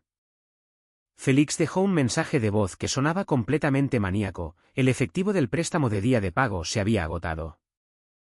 Me suplicó un préstamo puente, afirmando que las criptomonedas se estaban recuperando y que solo necesitaba $2.000 para asegurar su futuro. Prometió devolverme el doble. Era la súplica frenética de un adicto buscando su dosis. Revisaba mi aplicación de monitoreo de crédito diariamente. Mi impecable puntaje permanecía intacto, pero sabía que el puntaje de crédito de mi padre estaba actualmente en una aterradora caída libre. Para fines de mes, el tono de los mensajes cambió de una actitud de derecho enojada a un terror primitivo genuino. Mi madre dejó un mensaje de voz sollozando que la Compañía Municipal de Servicios Públicos finalmente había cortado el agua de la casa. No podían usar los inodoros. Estaban viviendo en la inmundicia. Me suplicó que transfiriera el dinero del depósito para volver a conectarla. Me quedé mirando el teléfono. Podría transferir el dinero en 10 segundos. Podría arreglar el agua. Podría ser el Salvador Dorado de nuevo. Pero un héroe que permite a un villano no es un héroe. Es un secuaz. Le envié la dirección de un gimnasio barato calle abajo y le sugerí a Félix que usara sus piernas capaces para caminar hasta allí y usar sus duchas por $10 al mes. La trampa definitiva se tendió exactamente a las 11 de la noche de un martes. Mi teléfono sonó ruidosamente, sorteando mi configuración de no molestar porque la llamada entrante provenía de la línea fija oficial del Hospital Mercy General, el mismo hospital donde yo trabajaba. Respondí y la voz de mi madre se escuchó completamente histérica, rota por genuinos sollozos de hiperventilación. Gritó mi nombre y me dijo que era mi padre. Dijo que estaban en la sala de emergencias. Me suplicó que fuera de inmediato. Le pregunté qué había pasado, el profesional médico en mí tomando el control. Lloró que él se había desmayado en la sala, agarrándose el pecho. Dijo que no podía respirar, que los médicos estaban realizando pruebas de EKG de emergencia, y luego me clavó el puñal. Sollozó que estaba tan estresado por la casa y la deuda, y que la presión finalmente había destruido su corazón. La culpa me golpeó como un puñetazo físico en el estómago. Conduje las 2 cuadras hasta el hospital, corriendo por las puertas corredizas automáticas hacia la sala de emergencias. Los encontré en una sala de trauma con cortinas. Mi padre estaba sentado en la cama del hospital, conectado a un monitor cardíaco. Se veía increíblemente pálido, sudoroso y viejo. Mi madre le sostenía la mano, llorando ruidosamente. Félix estaba sentado en la esquina en una silla de plástico, deslizando agresivamente su teléfono, con un aspecto completamente aburrido por toda la situación. Me apresuré a la cabecera, con el corazón latiéndome en los oídos. Agarré la mano de mi padre y le pregunté si estaba bien. Le pregunté qué había dicho el cardiólogo de guardia. Mi padre no me miró con los ojos de un hombre que se enfrenta a la muerte. Me miró con los ojos fríos y calculadores de un depredador que finalmente había acorralado a su presa. Con voz débil y ronca, dijo, ¿viniste? Mi madre respondió por él, su voz de repente aguda y acusatoria. Afirmó que era un ataque de pánico masivo provocado por hipertensión severa. Dijo que el médico le ordenó estrictamente eliminar toda preocupación financiera de su vida de inmediato o el próximo ataque sería una coronaria fatal masiva. Me miró fijamente, sus ojos ardiendo con manipulación. Elimina la preocupación, Harrison. Tienes que salvar su vida. Mi padre me apretó la mano. Su agarre era sorprendentemente fuerte para un moribundo. Con su mano libre, metió la mano en la bolsa de pertenencias de plástico en la mesita de noche. No sacó un historial médico. Sacó una pila gruesa y arrugada de sobres legales. Siseó dramáticamente, empujando los papeles contra mi pecho. Dijo que ya no podía soportar las llamadas de las agencias de cobranza. Me suplicó que lo arreglara. Y luego me miró fijamente a los ojos y pronunció la amenaza definitiva, si me muero, Harrison, mi sangre estará en tus manos. Miré los papeles en mi mano, un aviso final de impago, advertencias de desconexión de servicios públicos y justo en el medio, un grueso contrato de Quick Cash Lenders LLC. Era una solicitud para una enorme línea de crédito con garantía hipotecaria a una tasa de interés del 35%. Y al final de la página de la firma, había una línea en blanco que requería un cofirmante con excelente crédito. Mi nombre estaba impreso debajo de la línea. Miré el monitor cardíaco. Su ritmo cardíaco era perfectamente estable y saludable, 72 latidos por minuto. Miré a Félix, que ni siquiera se había molestado en pausar su juego móvil para ver a su padre moribundo. Y finalmente, volví a mirar al hombre en la cama. No estaba sufriendo un ataque al corazón. Estaba escenificando una actuación teatral. Estaba reteniendo su propia mortalidad como rehén, usando mi lugar de trabajo profesional como escenario para obligarme a renunciar a mi libertad financiera. La revelación me golpeó como un balde de agua helada. La culpa se evaporó instantáneamente, reemplazada por una claridad tan aguda que podría cortar el cristal. Lentamente, solté su mano. Di un paso atrás de la cama del hospital. Mi voz tembló ligeramente, no por tristeza, sino por una rabia contenida absoluta. Dije, me alegro mucho de que tu corazón esté sano, papá. Mi madre gritó, indignada de que no me arrodillara en sumisión. Exigió que tomara las facturas y firmara los documentos de garantía para que él pudiera descansar. La miré a los ojos y dije, no. La sala con cortinas quedó completamente, ensordecedoramente en silencio. Incluso Félix dejó de tocar su pantalla. Mi padre abandonó el acto de moribundo al instante. Se sentó derecho, el color volvió a sus mejillas, su voz resonando. Exigió saber qué acababa de decir. Mantengo mi postura. Le dije, soy farmacéutico, no un banco. Le dije que no podía curar su deuda. Afirmé que si el médico le ordenaba reducir el estrés, la única solución lógica era vender la enorme casa que no podían pagar y cortar completamente al parásito de 28 años que estaba sentado en la esquina. Le dije que yo no era la fuente de su estrés. Sus propias ilusiones lo eran. Mi padre se puso morado de rabia. Gritó que él era mi padre y que yo era un bastardo desagradecido que lo dejaría morir en la calle por dinero. Sonreí una sonrisa fría y aterradora. Era hora de la ejecución. No te estás muriendo, papá, dije, mi voz atravesando el ruido de la sala de emergencias. Estás manipulando y tu plan falló hace semanas. Metí la mano en el bolsillo de mi chaqueta y saqué una sola hoja de papel. La desdoblé y la coloqué suavemente sobre el contrato de préstamo depredador. Verás, cuando me di cuenta de que estaban buscando préstamos depredadores contra la casa, no solo bloqueé mi crédito, expliqué suavemente. Me puse en contacto con el prestamista hipotecario principal. Les informé que la propiedad había sido desalojada por un copropietario y que los residentes restantes no tenían absolutamente ningún ingreso verificable para mantener el activo. Debido a que no han pagado ni un solo centavo de la hipoteca en 3 meses, el banco aceleró el proceso de impago. Y como me negué a cubrir los atrasos para protegerlos, presenté oficialmente una acción de petición en el Tribunal del Condado el pasado martes. Mis padres me miraron, con la boca abierta en completo asombro. No entendían el término legal, pero sí el tono. Una acción de petición, aclaré, disfrutando del horror absoluto que florecía en sus rostros, es una orden judicial legal que fuerza la liquidación y venta inmediata de una propiedad de copropiedad para satisfacer la deuda pendiente. No pueden aprovechar el capital. No pueden sacar un préstamo. La casa está oficialmente en ejecución hipotecaria y el tribunal está forzando la venta. Tienen 20 días antes de que el banco los desaloje físicamente. Mi padre se desplomó contra las almohadas, la lucha agotándose de su cuerpo. La trampa que había tendido meticulosamente se había cerrado sobre su propio cuello.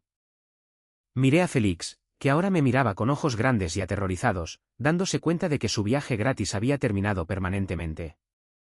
Le dije que consiguiera un trabajo mañana porque sus padres estaban a punto de quedarse sin hogar. Me di la vuelta y salí del box con cortinas. Mi madre gritó mi nombre, suplicándome que regresara, ordenándome que no abandonara a mi familia. Seguí caminando. Salí por las puertas automáticas, di un paso al aire fresco de la noche y tomé la respiración más profunda y limpia de toda mi vida. Hagamos una pausa por un momento. Gracias por quedarte conmigo hasta aquí. Eres verdaderamente asombroso. Por favor, ayúdame dándole a me gusta al vídeo y comentando el número 1 abajo para saber que has estado aquí conmigo hasta este punto. Esto no solo ayuda a más personas a descubrir esta historia, sino que también me permite saber que mis experiencias significan algo para alguien allá afuera. Tu apoyo es la mayor motivación para que siga compartiendo el resto de este viaje. 2 semanas después, la brutal realidad del sistema legal se estrelló sobre ellos con la fuerza de un tren de carga. Debido a que mi nombre estaba fuertemente asegurado en la nota hipotecaria original y en la escritura, mi despiadado abogado inmobiliario, el señor Carmichael, encabezó la acción de petición con precisión quirúrgica. No les dimos ni una pulgada para respirar, negociar o manipular el cronograma. Llegué a la casa de mi infancia un sombrío jueves por la mañana. No vine solo. Traje al señor Carmichael y a Fiona, una agente inmobiliaria muy agresiva que se especializaba en propiedades en dificultades y ejecuciones hipotecarias rápidas. Usé mi pesada llave de latón para abrir la puerta principal por última vez. El olor que nos golpeó fue absolutamente horrible. Era significativamente peor que el día en que me fui porque el agua municipal y la electricidad habían estado completamente cortadas durante semanas. La casa olía a moho profundo, a comida podrida en el refrigerador caliente y a desesperación absoluta. El interior estaba completamente oscuro, iluminado solo por la luz gris del sol que se filtraba por las persianas sucias. Llamé a la oscuridad. Mi madre emergió lentamente de las sombras de la cocina. Se veía increíblemente demacrada, su piel pálida y cerosa, su cabello sin lavar y atado en un nudo desordenado. Sostenía una linterna de plástico barata. Me miró, sus ojos desprovistos de su habitual chispa arrogante, y susurró: «Harrison, ¿trajiste algo de comida?». Era una visión patética que habría roto el corazón de un hombre más débil. Pero el mío se había convertido en piedra con respecto a ellos. Permanecí completamente firme. La miré y le dije: «No, mamá. Traje una solución permanente». Mi padre entró desde el salón. Llevaba un pesado abrigo de invierno dentro porque la casa estaba helada. Parecía completamente derrotado, un rey roto en un castillo en ruinas.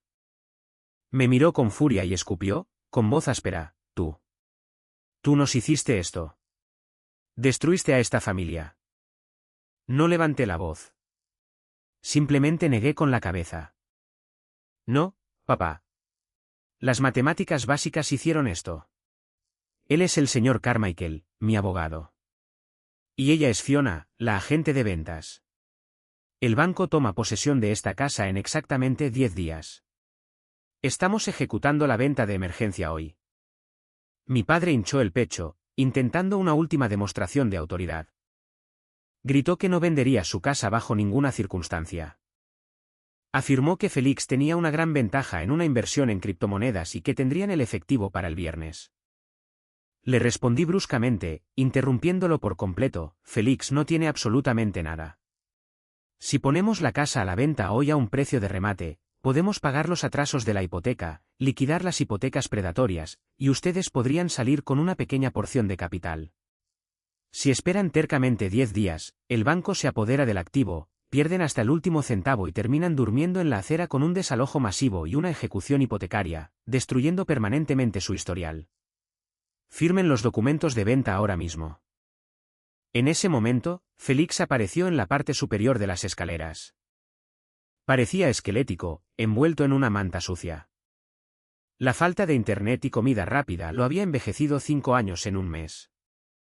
Me miró y preguntó, con voz temblorosa, si tenía un punto de acceso wifi móvil al que pudiera conectarse porque su plan de datos celulares se había agotado. Lo miré, al niño de oro mimado, el príncipe del castillo, ahora gobernando un miserable reino de aire helado y oscuridad total. Le dije que se había acabado. Le dije que empacara lo que le cupiera en una bolsa de basura porque la casa ya no existía. Mi padre miró la gruesa pila de documentos legales que Fiona había extendido sobre la polvorienta mesa del comedor. Miró a su alrededor en su casa oscura y helada. Miró a su esposa, que temblaba violentamente envuelta en su chal. La aterradora ilusión de que él tenía el control finalmente se hizo añicos. Se dio cuenta de que la farsa había sido descubierta y que yo tenía un póker de ases. Lentamente se sentó en la silla de madera, tomó el bolígrafo de tinta negra y firmó la autorización. Su mano temblaba tan violentamente que apenas podía formar las letras. La casa se vendió increíblemente rápido a una firma de inversión en efectivo que se especializaba en propiedades en dificultades. Era un mercado de vendedores y, a pesar del horrible olor y el abandono, los cimientos de la propiedad eran sólidos. El proceso de cierre legal en la oficina del señor Carmichael en el centro de la ciudad se sintió exactamente como un funeral sin cuerpo. Me encargué de todo el complejo papeleo. Incluso pagué a un equipo de limpieza profesional de mi propio bolsillo para que se llevara la basura y dejara el lugar legalmente presentable para la entrega, considerándolo la última tarifa necesaria para mi libertad permanente. Cuando llegó el cheque de liquidación final de la compañía de fideicomiso, la matemática era increíblemente sombría. Después de pagar el enorme saldo de la hipoteca, los miles de gravámenes vencidos de servicios públicos, los exorbitantes honorarios del abogado y el préstamo de día de pago depredador que mi padre había sacado desesperadamente, el cual se había adherido sigilosamente a un gravamen sobre la casa, quedaban exactamente $12.000 de capital total. Nos reunimos en la estéril sala de conferencias con paredes de vidrio de la oficina del abogado para distribuir los fondos restantes. Mi padre observó el cheque de caja, sentado en la mesa de caoba como un perro hambriento mirando un bistec. Se aclaró la garganta y dijo, con la voz completamente desprovista de orgullo: «Harrison, necesitamos todo ese dinero. Lo necesitamos para un depósito de seguridad en un alquiler. No tenemos a dónde ir». Lo miré con calma y dije: «Sé que sí». «Tómalo». Tomé el bolígrafo y firmé oficialmente mi mitad legal del capital a su nombre. $6.000 que me pertenecían por ley. Deslicé el cheque endosado por la mesa pulida hacia mi madre. La miré a los ojos y pronuncié mis últimas condiciones. Aquí, esta es la última moneda que recibirán de mí en esta vida. Úsenla para un depósito de seguridad y 6 meses de alquiler en un apartamento barato. No le den ni un solo dólar a Félix. Mi madre arrebató el cheque, sus manos temblaban violentamente. No dijo gracias. No se disculpó. Solo miró el trozo de papel como si fuera una máscara de oxígeno. Preguntó suavemente, con voz llena de pánico, ¿a dónde iremos? Ningún propietario nos aceptará. Nuestras verificaciones de crédito mostrarán el incumplimiento. Deslicé un folleto brillante y doblado por la mesa. Ya les encontré un lugar. Es un pequeño apartamento de un dormitorio en el lado este. No está en un gran vecindario, y el edificio es viejo, pero el propietario acepta inquilinos con mal crédito. Si pagan 6 meses por adelantado en efectivo, este cheque cubre exactamente 6 meses. Después de eso, estarán completamente solos. Félix, que había estado sentado en silencio en la esquina, de repente habló. Su voz estaba llena de horror absoluto. ¿Un dormitorio? ¿Dónde se supone que voy a dormir? ¿Dónde va mi escritorio de streaming? Lo miré con puro desdén. La sala tiene un sofá barato. O puedes finalmente convertirte en adulto, conseguir un trabajo y alquilar tu propia habitación. El local de pollo frito en la calle Quinta está contratando desesperadamente cocineros de freidora. $15 la hora. Lo comprobé esta mañana. Félix miró frenéticamente a sus padres, esperando que lo defendieran furiosamente, que exigieran que le comprara un condominio de lujo para protegerlo del horror del trabajo manual. Pero mi padre no dijo una palabra. Solo miró fijamente el cheque. El engaño ya no podía sobrevivir a la brutal matemática. Estaban destrozados. Mi padre susurró, mirando la mesa, bien, lo tomaremos. Me puse de pie, abroché mi chaqueta del traje y los acompañé al estacionamiento. Conducían mi viejo sedán destrozado, el mismo que Félix había chocado, todavía con el parachoques atado con bridas. Me detuve en la acera. Adiós, mamá. Adiós, papá. Mi padre se negó a mirarme. Agarró la manija de la puerta y murmuró con amargura, eres un hombre frío y sin corazón, Harrison. No sé cómo criamos a semejante monstruo. Sonreí pacíficamente. Ustedes no me criaron, papá. Me crié a mí mismo mientras ustedes estaban ocupados criando a Félix para que fuera un fracaso dependiente. Me quedé en la acera y los observé alejarse en el tráfico de la tarde. Sentí una sola lágrima caliente rodar por mi mejilla, pero no era una lágrima de tristeza o dolor por la familia que perdí. Era puro y absoluto alivio. La pesada cadena finalmente se había ido. Ha pasado exactamente 1 año desde que salí de la oficina de ese abogado y cerré el capítulo más oscuro de mi vida. La transición no fue una cura mágica instantánea. Todavía asisto a sesiones intensivas de terapia 1 vez a la semana. Mi terapeuta y yo hablamos mucho sobre el concepto de la línea de tiza. Discutimos la ilusión tóxica del Salvador. Pasé toda mi infancia y mis 20 años creyendo que el amor significaba salvar a las personas de sus propias acciones. Pensaba que si los salvaba de la bancarrota, de la tristeza, de las consecuencias de sus propias horribles decisiones, eventualmente me amarían y me respetarían. Mi terapeuta me miró durante nuestra primera sesión y dijo algo que cambió mi vida, Harrison, no puedes salvar a personas que son profundamente adictas a su propia destrucción. Solo puedes ahogarte en el océano con ellas. Finalmente dejé de nadar y no me ahogué. Florecí. Mi puntaje de crédito se mantiene perfectamente en 800. Mis carteras de inversión están creciendo rápidamente y recientemente cerré la compra de una hermosa casa adosada moderna en un fantástico vecindario. Mi carrera se disparó. El Dr. Eris cumplió su palabra y ahora soy el director de farmacia clínica en el hospital, dirigiendo mi propio departamento. Pero la mejor parte de mi nueva vida no es el dinero o el título. Es Clara. Conocí a Clara hace 6 meses. Es una arquitecta independiente y brillante que insiste en dividir la cuenta en la cena. En nuestra tercera cita, su coche tuvo un pinchazo en la autopista. Mi corazón comenzó a acelerarse inmediatamente, la vieja programación se activó. Instintivamente busqué mi billetera, preparándome para pagar una grúa premium y disculparme por el inconveniente. Actuando como escudo financiero, Clara puso suavemente su mano sobre la mía y empujó mi billetera hacia abajo. Me miró confundida y dijo, Harrison, ¿qué haces? Tengo asistencia en carretera premium en mi seguro.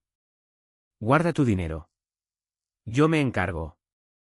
Me senté en el asiento del pasajero y casi me echo a llorar. Fue lo más increíblemente atractivo y validador que alguien me había dicho. Ella no quería mi billetera. Solo quería mi compañía mientras esperábamos la grúa. Así es como se ve el amor saludable. Todavía escucho rumores sobre mi familia a través de la gente. Desbloqueé a mi tía Beatrice en Facebook puramente para monitorear los destrozos desde una distancia segura. Están sobreviviendo, pero apenas. La presión arterial de mi padre ahora es notablemente estable, probablemente porque su crédito está tan completamente destruido que ningún banco o prestamista depredador le dará un centavo para estresarse. Y Félix, el universo tiene un brillante sentido de la ironía. Un apartamento pequeño de un dormitorio con dos padres ancianos resentidos que no tienen dinero es una olla a presión. Félix se vio obligado a conseguir un trabajo. Actualmente está trabajando en la freidora de un local de comida rápida de pollo. Odia cada segundo de ello. Se queja constantemente en sus cuentas privadas de redes sociales sobre los horrores de la esclavitud salarial y cómo la sociedad es injusta con los creativos. Pero está trabajando. Está sudando sobre aceite caliente por el salario mínimo. No se ha convertido mágicamente en un streamer millonario, pero por primera vez en sus 29 años en la Tierra, está pagando su propia factura de teléfono celular. De una manera extraña y retorcida, mi padre tenía toda la razón esa noche en la mesa. Me dijo que dejara de intentar arreglar a mi hermano. Así que, dejé de hacerlo por completo. Y como dejé de arreglarlo, protegerlo y financiarlo, Félix finalmente tuvo que averiguar cómo sobrevivir por sí mismo. Acción de Gracias llegó hace unos meses. En años anteriores, Acción de Gracias era mi maratón personal de servidumbre.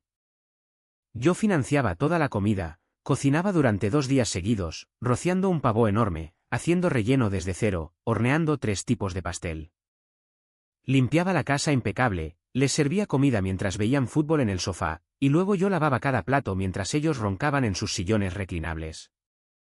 Este año, mi hermosa casa adosada olía intensamente a ajo asado, salvia fresca y vino caro, pero el ambiente era completamente diferente. Organicé un gran Friendsgiving. 10 de mis amigos más cercanos, incluida Clara, estaban felizmente apiñados alrededor de mi gran mesa de comedor. Había risas ruidosas, abrazos cálidos, y alguien trajo un pastel de calabaza barato comprado en la tienda, y pasamos 20 minutos bromeando sobre ello en lugar de juzgarlo. A mitad de la cena, sentí que mi teléfono vibraba en mi bolsillo. Lo saqué debajo de la mesa. Era un mensaje de texto inesperado de mi madre. Era una fotografía, una imagen granulada, mal iluminada y muy deprimente de una pequeña mesa laminada rayada en una cocina de apartamento estrecha. Había un pollo asado seco y barato de la tienda de comestibles local en un recipiente de plástico, una caja de puré de patatas instantáneo y platos de papel endebles. Mi padre parecía demacrado y miserable, mirando la pared. Félix parecía profundamente deprimido, todavía usando su uniforme grasiento de comida rápida. Debajo de la imagen, el texto decía, «Te extrañamos mucho, Harrison. Simplemente no es lo mismo sin tu increíble cocina y tu presencia. Papá lo siente mucho. Félix lo siente mucho. Por favor, llámanos. Somos familia y deberíamos estar juntos en las vacaciones». Miré la pantalla brillante por una fracción de segundo. La vieja y profundamente arraigada culpa intentó trepar por mi garganta. La voz interna susurró, «Míralos. Están comiendo pollo barato de supermercado en platos de papel mientras tu bebé es Pino o Noir Premium en una casa cálida». Pero ya no soy ese hombre. Miré mucho más de cerca la fotografía. Hice zoom en la esquina inferior derecha de la imagen. Justo al lado del plato de papel de Félix. Sobre la mesa, había un iPhone nuevo de última generación, el modelo Pro, el que cuesta más de $1000. Él estaba trabajando en un trabajo de salario mínimo, friendo comida. Sus padres ancianos comían patatas instantáneas de una caja de cartón, y él había gastado sus primeros cheques de pago en un teléfono de lujo de $1000 en lugar de comprarles una cena de acción de gracias decente. La revelación me invadió como una brisa cálida. No habían cambiado en absoluto. Simplemente habían reducido la escala de su disfunción. Todavía priorizaban el lujo del hijo de oro sobre su propia supervivencia básica. Si volviera ahora, si los llamara, si enviara una generosa transferencia de dinero para las vacaciones por lástima, no los estaría arreglando. Solo estaría comprando un pasaje de primera clase de regreso al Titanic. Harrison. Levanté la vista. Clara estaba junto a mi silla, sosteniendo una botella de vino, mirándome con suave preocupación. ¿Estás bien? Te fuiste a otro lugar por un segundo. Miré su rostro amable y cariñoso. Miré alrededor de la habitación, en el hogar cálido, seguro y completamente libre de drama que había construido con mis propias manos y mis propios límites. Miré la increíble comida que había pagado, cocinado y que ahora estaba disfrutando activamente. Estoy perfectamente bien, sonreí y lo decía en serio. Estoy genial. Miré el teléfono por última vez. No respondí. Ni siquiera me molesté en bloquear el número. Simplemente deslicé la notificación hacia el vacío digital, eliminando el mensaje por completo. ¿Quién quiere más relleno? Pregunté en voz alta, levantando mi copa. Yo, coreó toda la mesa, riendo. Me guardé el teléfono en el bolsillo y me reincorporé felizmente al mundo de los vivos. El otro día pasé por el viejo vecindario de camino a una nueva clínica. Pasé por la casa. Ahora vivía allí una familia joven. Un triciclo rosa brillante estaba estacionado en el camino de entrada, flores vibrantes recién plantadas florecían en los macizos delanteros. Las cortinas estaban abiertas y la casa parecía genuinamente feliz. Resulta que la casa no era un agujero negro. No estaba embrujada por la mala suerte. Nosotros éramos los fantasmas. Mi familia era la podredumbre. Estacioné mi coche, mi impecable coche sin arañazos, en mi propio garaje seguro. Entré en mi hogar tranquilo y prístino. Cerré la pesada puerta principal detrás de mí, no para mantener fuera a gente peligrosa, sino para mantener mi paz, la que tanto me había costado ganar, a salvo dentro. Así que, mirando hacia atrás al desastre, fui demasiado lejos al ejecutar una estrategia legal despiadada, forzando la venta de la casa de mi infancia y dejando a mis padres solo con un cheque de $6000 y una brutal bofetada de realidad. ¿O fue dejar que la casa se quemara hasta los cimientos la única forma absoluta de salvarme de la podredumbre interna? ¿Alguna vez te has enfrentado a algo similar con tu propia familia? ¿Alguna vez has tenido que cortar lazos con las personas que se suponía que debían protegerte? Comparte tu historia en los comentarios de abajo. Leo cada una de ellas. Y no olvides darle a me gusta y suscribirte para no perderte el próximo viaje. Mantente fuerte y protege tu paz.